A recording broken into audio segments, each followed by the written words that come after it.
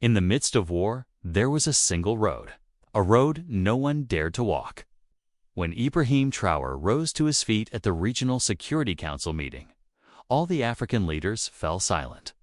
On the screen, horrific images from the conflict zone. Flashed by, bombed villages, refugee convoys, hungry children. "We must stop this," said Traoré, pounding his fist on the table. "What do you propose, Mr. President?" asked an elderly leader from the front row. Traoré opened the plan. His assistant handed him. The document titled Peace Corridor described a diplomatic move that required courage. "We will create a path in the middle of the conflict where all armed groups will not touch, where civilians can pass safely." Murmurs of surprise rose in the hall. "This is madness," said one minister. "There are 14 different militant groups, all hating each other." Traoré smiled. "Yes, and I start meeting with all their leaders tomorrow morning." The Regional Security Council chamber in Bamako, Mali, was an impressive display of modern African architecture. High ceilings, indigenous art adorning the walls, and a circular arrangement of tables that emphasized equality among the represented nations. But today, the room's elegant design couldn't soften the harsh reality displayed on the large screens. Ibrahim Traoré, at 41, the youngest head of state present, felt the weight of responsibility as he watched footage of the humanitarian crisis unfolding in the Triber region where Burkina Faso, Mali, and Niger met. The area had become a deadly maze of conflicting territorial claims with militant groups. Government forces, ethnic militias, and foreign military contractors all battling for control. The death toll in the past month alone exceeds 2,000 civilians, reported General Aoua, the African Union's security coordinator. Most were caught in crossfire or targeted deliberately while trying to flee. Another estimated 30,000 are currently trapped in conflict zones with minimal access to food, water, or medicine. The general's clinical tone couldn't mask the horror of what they were witnessing. One video segment showed a column of refugees, mostly women and children, being turned back at gunpoint from a checkpoint. Another displayed a village reduced to smoking ruins, bodies lying uncovered in the dirt streets. Traoré felt his hands clench into fists beneath the table. This wasn't some distant crisis. These were his neighbors, his brothers and sisters. Many of the displaced were his own citizens, Burkinabe families caught in a regional nightmare that seemed to have no end. When the presentation concluded, the council president's Senegalese diplomat, Adamo, opened the floor for discussion. "We've all seen the severity of the situation.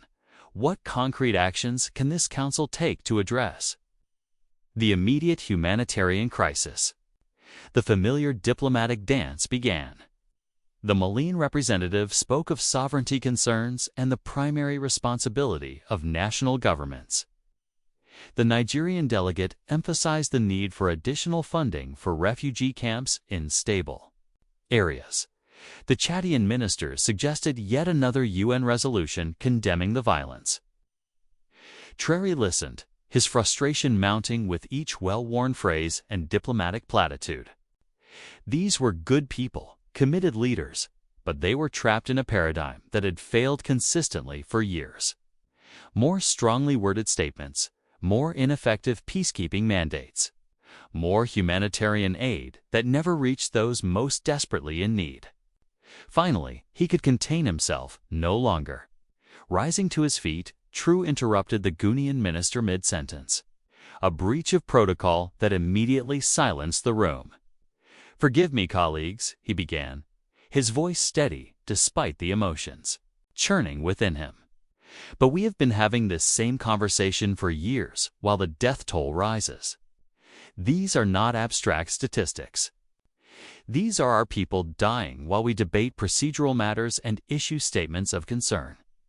He gestured toward the screens now frozen on the image of a young mother carrying an emaciated child. "Yesterday, I spoke with a woman who fled from the border region. She told me her village had enough food for one more day when they decided to flee. But the journey to safety crossed through areas controlled by 6 different armed groups. 6 different checkpoints where they might be robbed, assaulted, or killed. Traoré moved to the central display and activated the touchscreen, pulling up a map of the tri-border region. The territory resembled a fractal pattern of competing claims. Areas controlled by government forces in blue, various militant groups. In red and orange, ethnic militias in green, and disputed zones in hatched patterns. The problem is not a lack of humanitarian aid, he continued. The international community has pledged billions. The problem is access. We cannot reach those who need help the most because there is no safe passage through this conflict maze. He paused, looking around the room at his fellow leaders. Some appeared uncomfortable with his directness. Others nodded in reluctant agreement. So, I propose something new, Traoré said as his assistant distributed documents to each delegation. A peace corridor. With a few taps on the display, he drew a straight red line across the map, cutting through the patchwork of territorial claims. The line ran from the largest concentration of displaced persons in the north to the established humanitarian zone in the south, a protected route 5 kilometers wide, 70 kilometers long. A corridor where all parties agree to withdraw their forces where no weapons are permitted, where civilians can travel safely in both directions, and where humanitarian aid can flow unimpeded. The council chamber erupted in a mixture of reactions. Some delegates leaned forward with interest, others exchanged skeptical glances, and a few began immediate objections. "Mr. President," said the Malian Minister of Defense, rising to his feet, "while I appreciate your humanitarian concern, this proposal is detached from reality. There are 14 different armed groups in that region alone, not counting government forces and international military contractors. Many don't recognize each other's existence, let alone negotiate. Furthermore," added the Nairan representative, "even if such agreements could be secured, who would enforce them? Who would guarantee the safety of civilians in this corridor? The UN peacekeeping mission has already proven ineffective in much less ambitious protection efforts." Traoré had anticipated these objections. "You're right that this won't be easy," he acknowledged, "but difficulty cannot be an excuse for inaction when thousands of lives hang in the balance." He advanced to the next slide in his presentation, which outlined a phased approach. "I'm not proposing that we simply draw a line on a map and hope for compliance. The peace corridor would be established through direct negotiation with all parties, beginning with those controlling the most critical sections of the proposed route. As for enforcement," he continued, "I propose a multinational African observer force with representatives from nations that have credibility with all sides. Not heavily armed peacekeepers who might be seen as a threat, but observers who serve as witnesses to maintain accountability." The council president, Adama Diop, studied Traoré with a mixture of admiration and concern. "This is certainly an innovative approach, Mr. President, but forgive my skepticism. How do you propose to bring 14 hostile armed groups to the negotiating table, some of whom are designated terrorist organizations?" Traoré met the older diplomat's gaze directly by speaking to them myself. A shocked murmur ran through the chamber. What Traoré was suggesting was unprecedented. A sitting head of state personally negotiating with armed groups, including those designated as terrorists by international bodies. "That is out of the question," declared the Chadian foreign minister. "It would confer legitimacy on violent extremists and set a dangerous precedent." "With respect," Traoré countered, "these groups already have de facto legitimacy. They control territory. They govern populations. They decide who lives and who dies. We can maintain our principled opposition to their methods and ideologies while still pragmatically engaging to save innocent lives." He paused, looking around the room. "I'm not asking for this council's permission to speak with these groups as the president of a sovereign nation affected by this crisis. That is my prerogative. What I'm asking for is your support for the peace. Corridor concept and your participation in the observer mission if we succeed in establishing it. The debate continued for hours with positions gradually shifting from outright rejection to cautious consideration. By the end of the session, the Council had not endorsed Traoré's plan, but had agreed not to obstruct his individual diplomatic initiative with the understanding that he would report back on any progress. As the meeting adjourned, the Council President took Traoré aside. "This is either the most courageous or the most foolhardy initiative I've witnessed in 30 years of diplomacy," Dope said quietly. "How do you intend to even contact these groups, let alone convince them?" Traoré smiled slightly. "That work has already begun. Indeed, for the past month, Traoré's most trusted intelligence officers had been establishing back channels to the various armed groups. They had mapped out command structures, identified potential moderates within each organization, and developed detailed profiles of the key leaders, their backgrounds, motivations, and pressure points." The next morning, Traoré convened his Security Council in the Presidential Palace in Ouagadougou. The team included Colonel Hassan Nkosi, his head of military intelligence, Dr. Amina Konaid, his chief diplomatic advisor, and Major Leo Udiogo, commander of his personal security detail. The Regional Council reacted exactly as expected. Traoré told them skepticism, concern about precedent, but ultimately tacit permission to proceed. "And now the real work begins," said Colonel Nkosi, activating the secure display system. A map, similar to the one Traoré had shown at the Regional Council, appeared, but with much more detailed intelligence overlays. "We've identified the 5 key groups whose territories the proposed corridor must cross." He highlighted each area as he named the groups. "The Movement for Azawad Liberation controls the northern section. The Islamic Brigade holds the central highlands. The Eastern Route Coalition controls this valley approach. Government forces nominally control this southern section, though the Dune Defense Militia actually holds effective power on the ground. And finally, the border area itself is contested between the Sahel Liberation Front and foreign mercenaries from the Wagner Group." Dr. Konaid looked troubled. "Each of these groups has different ideologies, different objectives, different grievances. Finding common ground among them all seems almost impossible." "Almost," Traoré emphasized.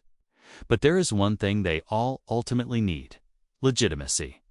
Even the most hardline extremist groups require some degree of acceptance by the populations they control. This gives us leverage." He turned to the map. "We're not asking them to lay down arms or surrender territory.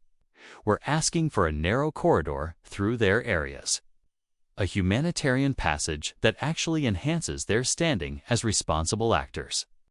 Rather than undermining it, some will see cooperation as weakness," warned Colonel Nkosi, "particularly the more ideologically driven groups." "Which is why we approach each differently," Traoré replied. "For some, we appeal to shared humanity, for others, to practical benefits. For the most hardline, we make clear that the international attention focused on the corridor would make attacks extremely costly in terms of global response." Major Ouagadougou, who had remained silent until now, finally spoke. "Mr. President, with respect, the security risks of what you're proposing are extreme. Some of these groups have explicitly called for your assassination. Meeting with them puts you in unprecedented danger." Traoré nodded, acknowledging the concern. "I understand the risks, Major, but I cannot ask others to take chances I'm unwilling to take myself. The first meetings will be conducted virtually through secure channels. Only when we've established basic parameters would face-to-face negotiations begin with appropriate security protocols." The discussion continued into the details of approach. Strategies for each group. By midday, they had developed a phased negotiation plan, beginning with the groups most likely to be receptive and using those early agreements to build momentum for the more difficult conversations. "We begin today," Traoré concluded. Dr. Konite prepared the initial communication packages for each group. Colonel Nanos, activate our intermediaries. Major Wadreo, develop security protocols for potential meeting scenarios. As his team dispersed to their tasks, Trey remained alone in the Situation Room, studying the map that represented both a humanitarian crisis and a potential solution. The peace corridor was ambitious, perhaps even unrealistic. But the alternatives, continued diplomatic platitudes while civilians died, were unacceptable. Over the next 2 weeks, Traoré's initiative progressed with surprising momentum. The first virtual meeting with the Eastern Route Coalition, a primarily secular, ethnically based group with clear political objectives, exceeded expectations. Their leader, a former university professor named Dr. Isu Dio, was receptive to the corridor concept, particularly when Traoré emphasized that international recognition of the group as a responsible stakeholder might follow. "We have always been portrayed as mere bandits," Dr. Dio said during their secure video conference. "This is a chance to demonstrate that we are a legitimate political movement with humanitarian concerns." The agreement with the Eastern Route Coalition created a ripple effect. The movement for Azawad liberation, long seeking international recognition for their separatist cause, saw an opportunity to gain legitimacy without compromising their core territorial demands. Their leader agreed to a provisional acceptance of the corridor concept contingent on similar commitments from other groups. But as Colonel Nkosi had predicted, the more ideologically driven groups proved more challenging. The Islamic Brigade, which controlled a critical central section of the proposed corridor, initially rejected any negotiation with a secular government. Their response came not through the established back channels, but in a public video statement denouncing the peace corridor as a Western-inspired plot to undermine the true faith. This setback threatened to unravel the entire initiative before it truly began. Without the brigade's territory, the corridor would be fatally bisected. It was Dr. Konite who identified an unexpected approach. "The brigade's public rejection doesn't match our intelligence on internal divisions within their leadership," she noted during a strategy session. "The military commander, Sheikh Cissé, is known to be more pragmatic than their political leadership." "How do we reach him without going through their political structure?" Traoré asked. "Through religious authorities," Dr. Konite suggested. Sheikh Cissé has maintained connections with traditional religious leaders from his home region, leaders who coincidentally have been vocal about the humanitarian crisis. This indirect approach bore fruit. A week later, a message arrived through intermediaries indicating that Sheikh Cissé was open to a discreet meeting to discuss humanitarian considerations separate from political recognition. The meeting was arranged at a remote madrasa near the Mali-Burkina Faso border with elaborate security precautions on both sides. Traoré, against the strenuous objections of his security team, insisted on attending personally rather than sending a representative. "Some risks are necessary," he told Major Yoriogo, who had presented a 15-page security assessment detailing the dangers. "Sheikh Cissé is taking a significant risk meeting with me. I must show equal commitment." The journey to the meeting location required Traoré to travel incognito without his usual security detail, accompanied only by Major Arago and 2 trusted officers in unmarked vehicles. They drove through the night, using back roads to avoid checkpoints, with Traoré dressed as a civilian in traditional attire. The madrasa, a simple mud brick structure surrounded by a walled courtyard, was deserted except for a few elderly religious students who had been told a private theological discussion was taking place. Sheikh Cissé arrived similarly disguised with only 2 guards. The meeting began with tense formality, both men aware of the extraordinary nature of their encounter. A head of state and a designated terrorist commander sitting face-to-face on prayer mats in a humble classroom. "I appreciate your willingness to meet Sheikh Cissé," began dispensing with his usual presidential formalities. "I come not as a political leader, but as one who shares your concern for the suffering of innocent people. The sheikh, a tall man with a graying beard and penetrating eyes, studied Traoré carefully. Your reputation suggests you are a man of principle, even if we disagree on what those principles should be. Speak plainly about what you propose. For the next 3 hours, they discussed the peace corridor concept in detail. Sheikh Cissé raised practical concerns about security, operational control, and the potential for the corridor to be used for military intelligence gathering. Traoré addressed each point methodically, emphasizing the purely humanitarian nature of the initiative and the benefits to all parties of demonstrating concern for civilian welfare. Your movement claims to represent the true interests of the faithful. True, noted carefully. Yet many of those suffering most are the very people you claim to protect. The Quran speaks extensively about mercy and the protection of innocents. Sheikh Cissé nodded slowly. This is true, and it has troubled many of us to see such suffering. He paused, choosing his words deliberately. I cannot speak for our entire leadership, but for the territory under my direct command. I can agree to a trial. Implementation of your corridor with conditions. Those conditions were substantial. No government military presence. International Islamic humanitarian organizations rather than Western no's, and a clear understanding that this was a humanitarian arrangement that conferred no political recognition. But it was a breakthrough nonetheless. As they prepared to depart, Sheikh Cissé made a final observation. You took a great personal risk coming here today, Mr. President, no greater than those taken daily by civilians trying to reach safety. True replied. The sheikh almost smiled. Perhaps you are more of a believer than your reputation suggests. Not in our specific interpretation, but in the deeper principle that some things are worth risking one's life for. With the Islamic Brigade provisionally on board, momentum built rapidly.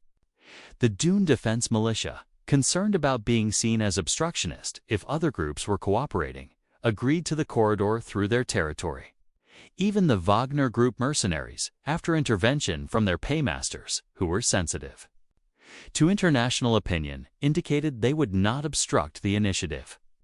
The most difficult negotiation proved to be with Traoré's own military, particularly generals who felt the president was legitimizing terrorist groups and potentially undermining the government's authority. A tense meeting with his joint chiefs nearly derailed the entire project. This sets a catastrophic precedent, argued General Atara, the Army Chief of Staff. We've spent years telling our soldiers these groups are enemies of the state, and now we're negotiating with them as if they're legitimate political actors. We're not recognizing their political demands. Traoré countered. We're establishing a humanitarian arrangement that benefits our citizens, and when they violate the agreement, when they use this corridor to move fighters or weapons, pressed another general, then we will have demonstrated to the world that we pursued every possible peaceful option before resuming military operations. Traoré replied, our moral position will be strengthened, not weakened. The debate continued for hours, but Traoré's authority as commander-in-chief ultimately prevailed, though not without creating tensions that would require careful management in the days ahead. 6 weeks after the initial proposal at the Regional Security Council, representatives from all parties convened in Ouagadougou for the formal signing of the Peace Corridor Agreement. The ceremony was deliberately modest, held not in the presidential palace, but in a neutral conference center with minimal protocol and equal status accorded to all signatories.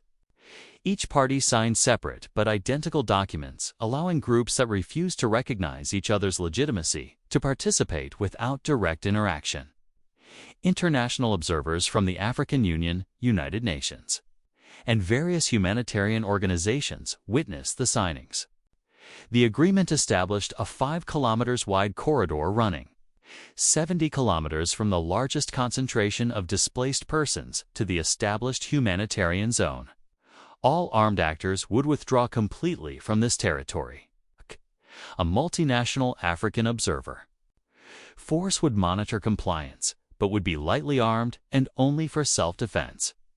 Humanitarian organizations would establish aid distribution points along the route. And most critically, civilians could move freely in both directions without interference or documentation requirements. Implementation would begin in 1 week, with the corridor initially open for 12 hours daily from sunrise to sunset. As Traoré signed the final document, he was acutely aware of both the achievement and its fragility. Getting signatures on paper was significant, but the real test would come with implementation on the ground, where decades of conflict and mistrust could not be erased by a single agreement. The night before the corridor was scheduled to open, Traoré could not sleep. He paced the gardens of the presidential residence, reflecting on the weeks of intensive diplomacy, the risks taken, the compromises made. Tomorrow would determine whether it had all been worthwhile or merely a diplomatic exercise disconnected from reality. His chief of staff, Adama Sankara, found him there in the pre-dawn hours. "Everything is prepared, Mr. President. The observer forces in position. Humanitarian supplies are staged. The international media has been briefed." Traoré nodded. "And the security assessment?" Sankara hesitated. Colonel Nossi reports compliance preparations by all major groups, but cautions that splinter factions or individual commanders might not all respect the agreement. The risk remains significant. Then we must demonstrate our commitment in the most unambiguous way possible. Traoré decided, "I will personally walk the corridor on its opening day." Sankara looked alarmed. "Sir, that is absolutely out of the question. The security risks are precisely why it must be done." Traoré interrupted. "If we ask civilians to trust this corridor with their lives, how can I not be willing to do the same? Prepare a minimal security detail. I'll depart for the northern entrance at dawn." Despite strenuous objections from his security team, diplomatic advisors, and cabinet members, Traoré's decision was final. By sunrise, he was en route to the northern entrance of the Peace Corridor, accompanied only by Major Arago and a small security team disguised as civilian assistants. They arrived to find hundreds of displaced persons already gathered at the entrance point, families with whatever possessions they could carry. The elderly supported by relatives, children wide-eyed with uncertainty. A multinational observer team had established a simple checkpoint, not to restrict movement, but to provide information and record who was using the corridor. When Traoré emerged from his vehicle, a murmur ran through the crowd as people recognized their president.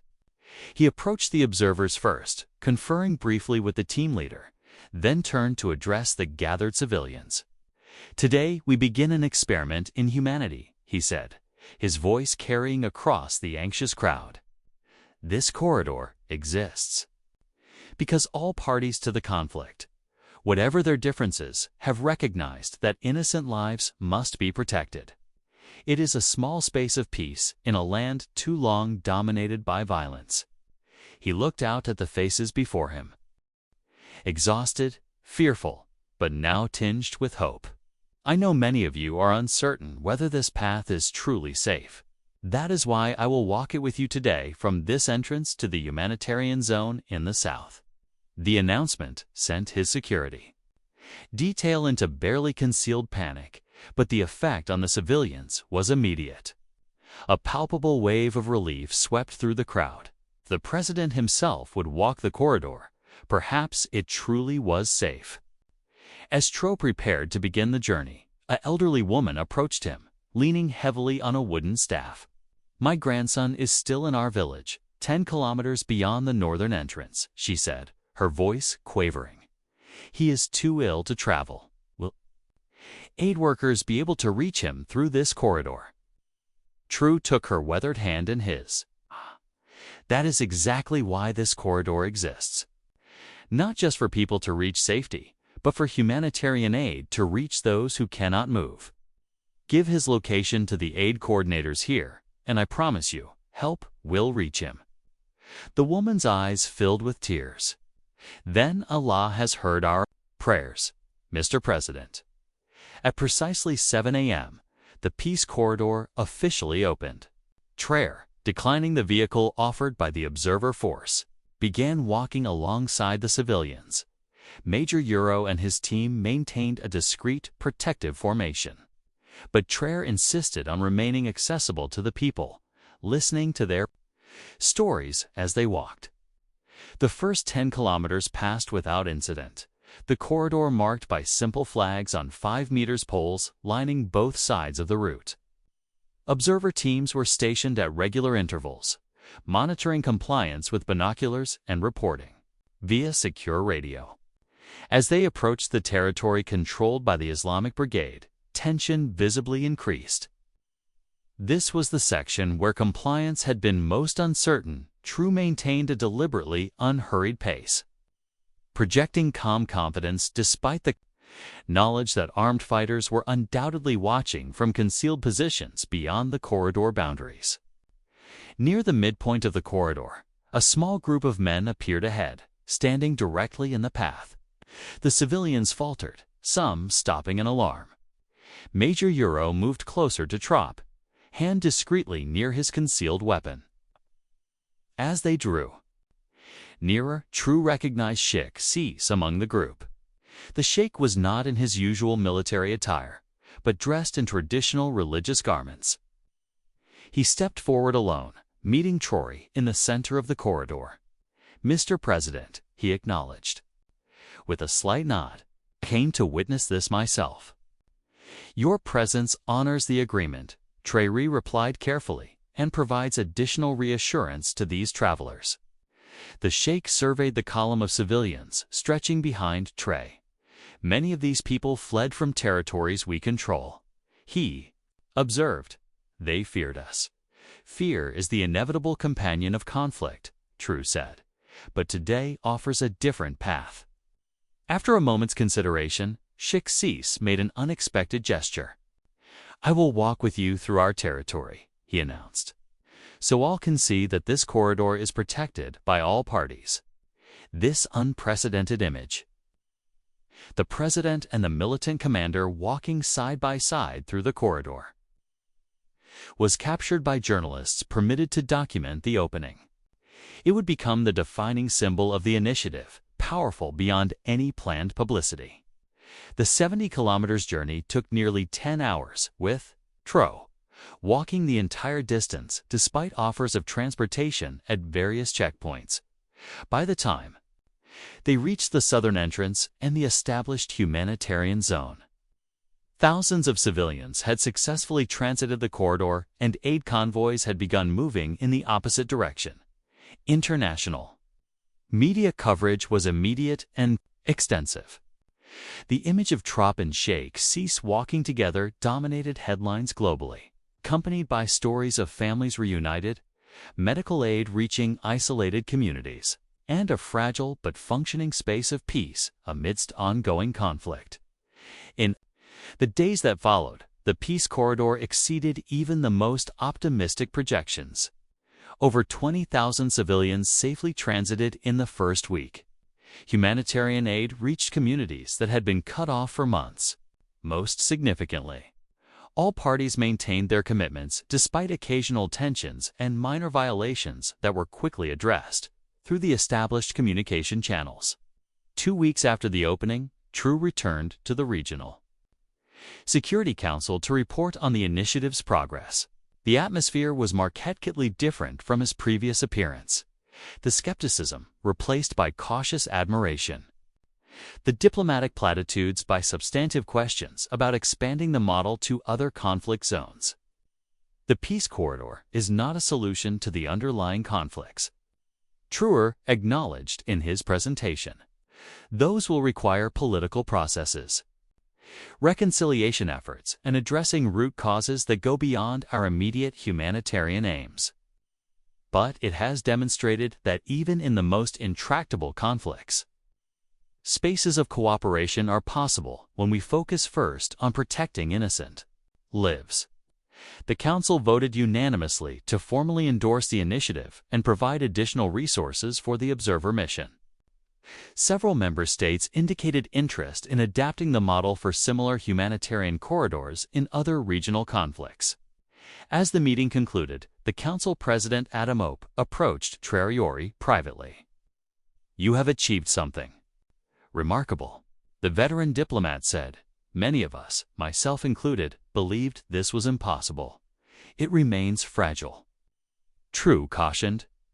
One serious violation, one attack within the corridor, could unravel everything we've built.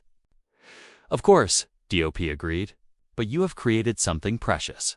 Not just a physical corridor, but a corridor of possibility in people's minds. The idea that peace, even if limited and conditional, is achievable through direct engagement rather than endless preconditions." Indeed, the psychological impact of the peace corridor extended far beyond its physical boundaries. In communities throughout the region, citizens began organizing local peace initiatives calling for similar humanitarian arrangements in their areas. Religious leaders from different faiths issued joint statements supporting the expansion of the corridor concept. Even some hardline militant factions, not party to the original agreement, signaled interest in joining the arrangement. 3 months after the corridor's establishment, a pivotal moment occurred. A splinter faction from one of the signatory groups attacked an aid convoy within the corridor boundaries, killing 3 humanitarian workers before retreating. The attack threatened to collapse the entire initiative, with several parties threatening immediate withdrawal from the agreement. Traoré convened an emergency virtual meeting with all signatories. "This is precisely the moment that will determine whether we truly believe in what we've created," he told them.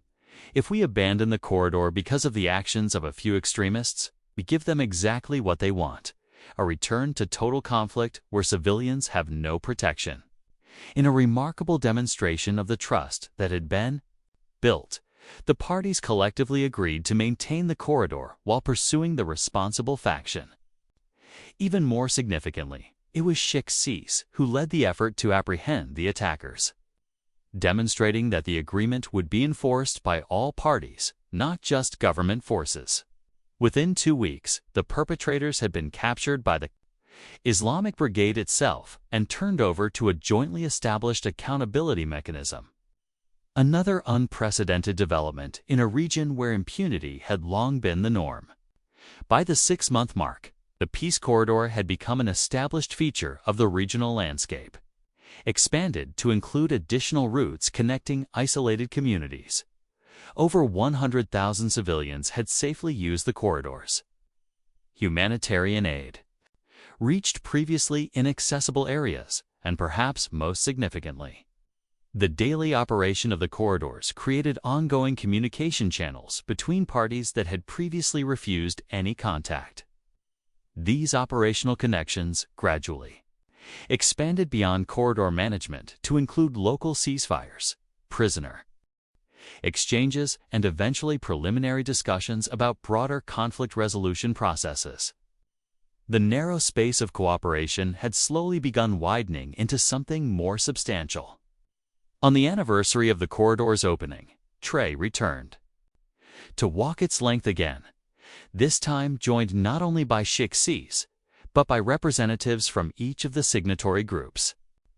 The symbolic journey was covered by international media as a powerful demonstration of what many had considered impossible direct cooperation between bitter enemies for humanitarian purposes. At the midpoint of the corridor, a simple monument had been erected, inscribed with the names of civilians who had died attempting to flee before the corridor existed. As the unlikely group of leaders gathered around this memorial, a small girl approached Traoré with a hand-drawn picture showing people walking safely between 2 lines of flags. "My mother and I used this corridor last year," she told him shilly. "We were so scared, but you walked with us, and now we live in a safe place." Traoré knelt to accept the drawing, "And that is why we created this path," he told her, "so that children like you could find safety." As he stood, he found Sheikh Cissé watching the interaction thoughtfully. "We still disagree on many things, Mr. President," the commander said quietly. "Our visions for this region remained fundamentally different." "Yes," Traoré acknowledged. "Differences are real and significant. But this corridor has proven that we need not resolve all our differences before we can agree to protect innocent lives. A small space of peace," the Sheikh said, echoing Traoré's words from the opening day. "Perhaps over time, it can grow." The Peace Corridor Initiative would go on to become a model studied in diplomatic meetings worldwide. An example of pragmatic humanitarian diplomacy that created tangible protection for civilians without requiring the resolution of underlying conflicts first. It demonstrated that even the most bitter enemies could find limited common ground when the focus remained firmly on saving innocent lives. For Ibrahim Traoré, the corridor represented both his greatest achievement and a reminder of how much remained to be done. The underlying conflicts continued. The broader region still faced immense challenges of governance, development, and security. But a pathway had been established, not just the physical corridor itself, but a pathway to previously unimaginable cooperation. On quiet evenings, he would sometimes study the simple drawing given to him by the little girl at the corridor's anniversary. People walking safely between two lines of flags. It was, he reflected, both a modest achievement and a revolutionary one. In a region long dominated by the logic of total victory or total defeat, they had created a third option, a space where humanity took precedence over animosity, where the protection of innocence outweighed the pursuit of advantage. The Peace Corridor had begun as a desperate humanitarian measure, a narrow path through a conflict landscape. But it had evolved into something more significant. A demonstration that even in the most intractable conflicts, spaces of cooperation were possible when leaders had the courage to pursue them directly, personally, and with unwavering commitment to the simple proposition that no civilian should die simply trying to reach safety. In the midst of war, they had created a single road, a road that people now dared to walk. And perhaps in time, that road might lead to broader paths of peace yet unimagined.